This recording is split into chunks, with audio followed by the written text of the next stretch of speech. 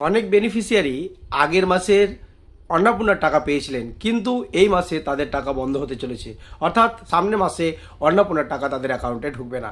আজকের এই ভিডিওতে আলোচনা করব যে কাদের কাদের অন্নপূর্ণার টাকা বন্ধ হতে চলেছে বা কাদের কাদের অন্নপূর্ণার টাকা আর ঢুকবে না। প্রথমেই বলি, একজন ইনকোয়ারি অফিসারের দেওয়া তথ্য অনুসারে যেখানে বোঝা যাচ্ছে, প্রথমত হচ্ছে যারা সার্ভিসের মধ্যে রয়েছে। আগে কিন্তু অনেক সার্ভিস, বিশেষ করে যারা সিভিক, প্যারা টিচার, অঙ্গনারী, আশা এই ধরনের সার্ভিসের মধ্যে ছিলেন, তাদের কিন্তু অনেকের কিন্তু অন্নপূর্ণার টাকা ঢুকেছিল। এবারে কিন্তু তাদের অন্নপূর্ণার টাকা বন্ধ হয়ে যাবে।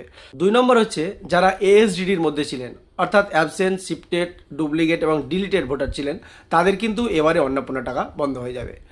এবং 3 নম্বরে দেখা যাচ্ছে ইনকোয়ারি অফিসারের তথ্য অনুসারে আর একটা রিপোর্ট যেটা আমরা দেখতে পাচ্ছি, যে অনেক বেনিফিশিয়ারি তারা কি করেছে, 25 বছরের নিচে তাদের বয়স এবং 60 বছরের উপরে যাদের বয়স, তারাও কিন্তু অন্নপূর্ণা যোজনার জন্য অ্যাপ্লাই করেছেন।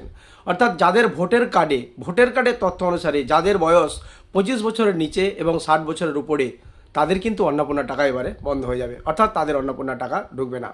এবং 4 নম্বরে বলা যেতে পারে যে ডিলিটেড ভোটার, অর্থাৎ এসআইআরে যাদের নাম ডিলিট হয়ে গেছে, কিন্তু যারা ট্রাইব্যুনালে অ্যাপিল করেননি বা ট্রাইব্যুনালের কাগজ আপনারা ইনকোয়ারি অফিসারকে দেননি, তাদের কিন্তু এইবারে অন্নপূর্ণার টাকা বন্ধ হয়ে যাবে।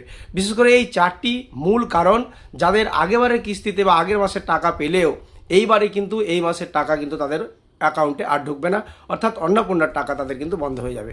তো অনেকেই টাকা হয়তো ঢুকবে না, আপনারা অযাচিত চিন্তা করবেন যে কেন।